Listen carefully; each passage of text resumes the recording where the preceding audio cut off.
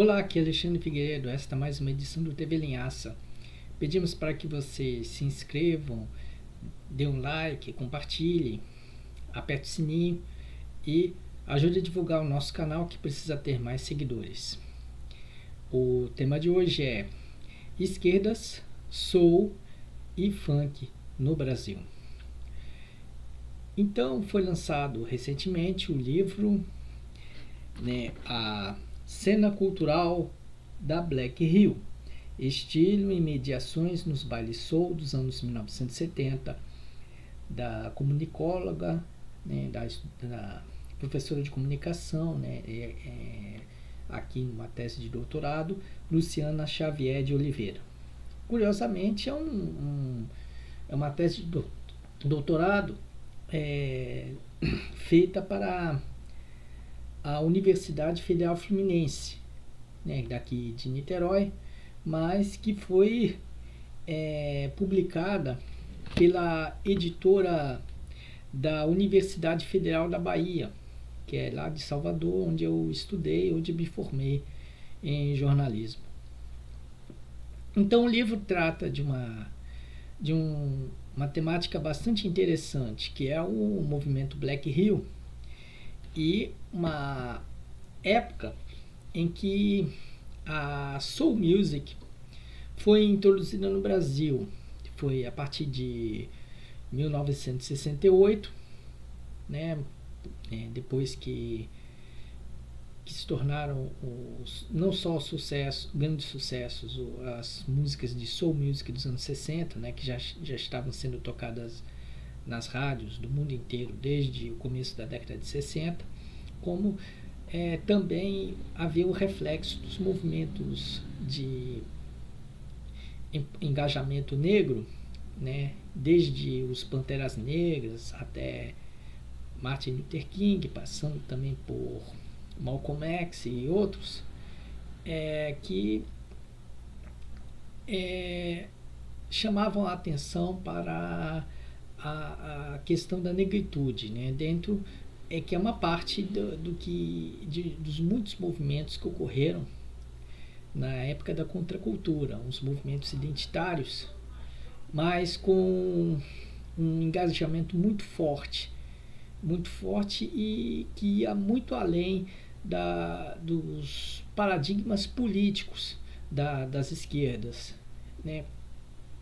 Era uma questão de comportamental, mas dentro de um contexto em que a sociedade precisaria reconhecer novos agentes sociais, como a comunidade LGBT, que os negros, os operários, os estudantes, a mulher já como na sua natureza de emancipação, de independência plena. Então a contracultura dos anos 60 foi muito importante e, em parte, trouxe essa questão da negritude, do movimento negro, que foi a partir do exemplo dos Estados Unidos. No Brasil, que já tínhamos uma tradição de negritude própria, bem diferenciada, mas veio também a novidade da soul music, que foi uma coisa bastante válida para somar a criatividade, E aí foi, só que aí como lembra a autora Luciana Xavier de Oliveira, a soul music foi atacada não só pela sociedade conservadora, pela direita que apoiava a ditadura, mas também pelas esquerdas, que naquela época eram puristas e radicalmente defensoras das raízes musicais brasileiras. Tanto que eles vaiaram até Sérgio Ricardo, quando ele ele abriu mão daquele tema engajado, do engajamento das esquerdas puristas da época, e falou de um tema descompromissado, Beto Bom de Bola. Aí as plateias das esquerdas radicais, elas vaiaram também o Sérgio Ricardo, vaiaram Caetano Veloso com suas vestes pós-modernas, com a excentricidade de é proibido proibir. E teve também o pessoal do Pasquim, que também mostrava suas posturas radicais, né? Não muito diferentes do que Flávio Cavalcante mostrava na televisão. Mas aí esse radicalismo já ignorava que a soul music, quando foi introduzida no Brasil, ela passou a ter um caráter de brasilidade. Ele foi como a bossa nova, é um tipo de antropofagia cultural, né? Eram coisas assimiladas de fora. A bossa nova pegou os standards da música estadunidense dos anos 1940 e os elementos também da canção do jazz, né? Inclusive jazz instrumental, e fez uma coisa própria. E aí a soul music brasileira também fez uma coisa própria, né? Nomes como Cassiano, como Tony Tornado, Tim Maia, com a banda Black Hill, como Hildon, eles fizeram uma tradução própria, peculiar, local da música soul, e o som deles passou a ter uma linguagem bem Rio de Janeiro, né? Bem fortemente carioca, e isso não era reconhecido pela mídia da época, né? Mesmo com a mídia de esquerda, né? A mídia alternativa de então. E aí surgiram também os primeiros bailes do funk autêntico, quando o funk ele era um gênero associado a grandes músicos, tinha uma preocupação maior com os instrumentos, com os arranjos, com os vocais. Esse que era o funk verdadeiro, né? Aí, pelo menos na reportagem que eu vi na revista Carta Capital sobre o livro da Luciana Xavier de Oliveira, porque eu não li ainda o livro, né? Aí ela, no entanto, ela passou um pano no funk, no chamado funk de hoje, né? Que é o batidão, pancadão, tudo mais. E achou ótimo que as esquerdas passassem a aceitar isso. Só que sabemos mesmo que as esquerdas apenas foram persuadidas por jornalistas vindos da mídia, por jornalistas e intelectuais vindos da mídia corporativa, que empurraram goela abaixo o funk carioca, que sempre teve relações de aliança, de cumplicidade com o poder midiático, né? O funk carioca ele cresceu nas mãos da Globo, das organizações Globo, e o seu verniz social, que as esquerdas tanto adoram mencionar.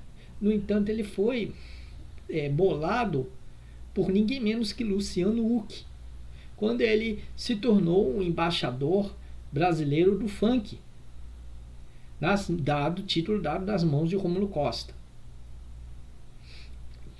E aí o problema é esse, né? Que aí mostra o quanto, apesar de haver obras bastante válidas como essa de Luciana Xavier de Oliveira, ela ainda segue aquele caminho um tanto tecnicista da intelectualidade acadêmica, que isso é que permite com que todo o discurso da brigalização tenha prevalecido.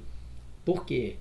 Porque as leituras que se tem nessas teses acadêmicas, né, que se resultam em livros, elas são presas àquele aspecto da linguagem comunicacional, ou sociológica, ou antropológica, ou sob o prisma economicista, que prevalece no imaginário das esquerdas.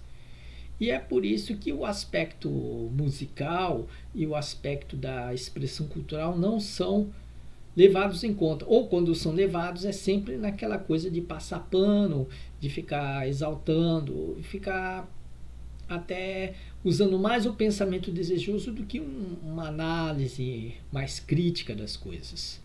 E é isso. Aí vemos que aí coloca-se no mesmo balaio o movimento Black Hill e o funk carioca.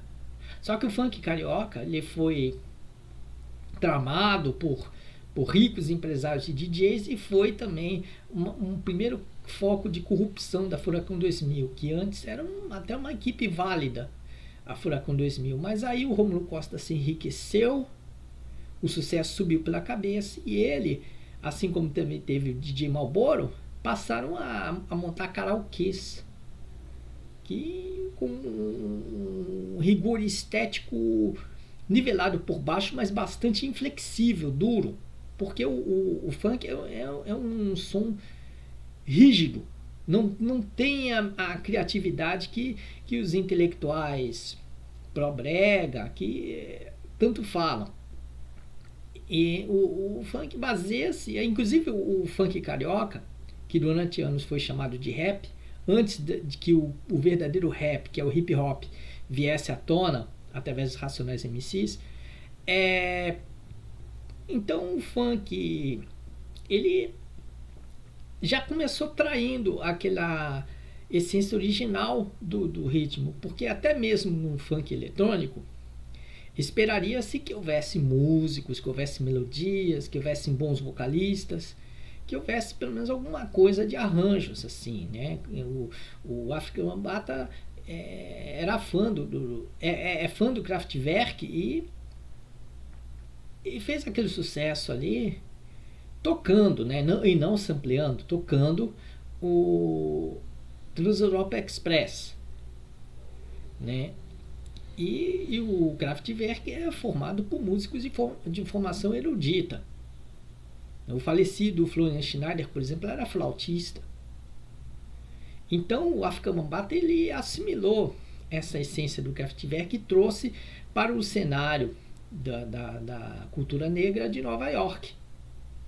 Muito diferente do que se viu no funk carioca, que tinha uma batida única para todo mundo, o mesmo arremedo de cantiga de roda, os mesmos vocais esganiçados e tudo, e de um caráter musical bastante medíocre, na melhor das hipóteses, falando na melhor das hipóteses.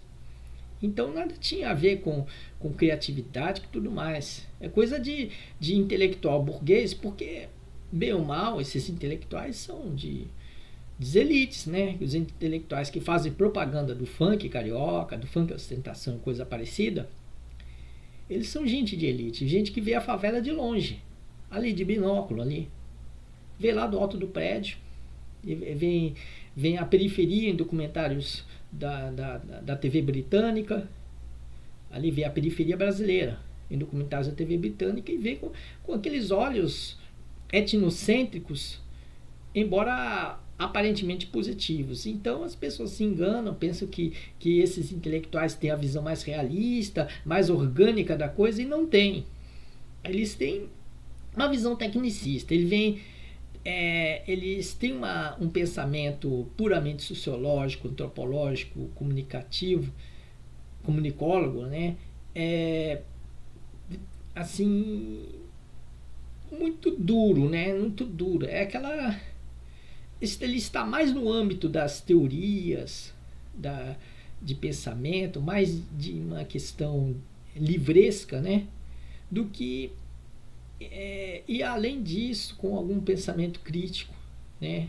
Por isso que quando surge um Gessé Souza analisando o culturalismo conservador, é uma grande novidade diante desse mercado estéril que é a intelectualidade acadêmica, de gente que fica passando pano na cultura de massa, né? E fica só de teoria livresca, né? Apenas pela cosmética de palavras, dentro daquela formalidade pseudocientífica, né? quer dar apenas uma maquiagem científica e objetiva das coisas. E aí a gente vê que como é que tá as coisas. Não há um senso crítico em relação ao funk. O funk virou a vaca sagrada de setores das esquerdas, da intelectualidade, e é muito diferente do movimento Black Hill, porque o Black Hill ele era musicalmente mais visceral, mais mais, digamos, forte, intenso ali, como a música negra dos Estados Unidos tinha uma preocupação com arranjos, com instrumentais. A banda Black Hill era banda instrumental de excelente qualidade, e então era isso, era uma questão em que a música era levada em primeiro plano. E o funk carioca destruiu isso, precarizou a coisa toda. Apenas naquela relação um tanto hierarquizada entre o DJ e o MC, que simplesmente não convence. Não, para ouvir é horrível mesmo, mas como essa nossa intelectualidade às vezes fuma um baseadinho ou toma uma cerveja, né? E enquanto que outros que não tomam cerveja nem usam baseado são convencidos pelo discurso já dos que ficam chapados, então aí fica uma coisa assim de achar que o funk é maravilhoso, né? Mas por outros aspectos que não a música, que não a cultura em si, são apenas uma manipulação de sensações, mas aí é outro papo para se falar das elites intelectuais de hoje. Bom, ficamos por aqui, desejando uma boa sorte para todos, né? E um grande abraço, cuidado com o coronavírus, que o coronavírus está botando para quebrar. Até lá, abraços a todos.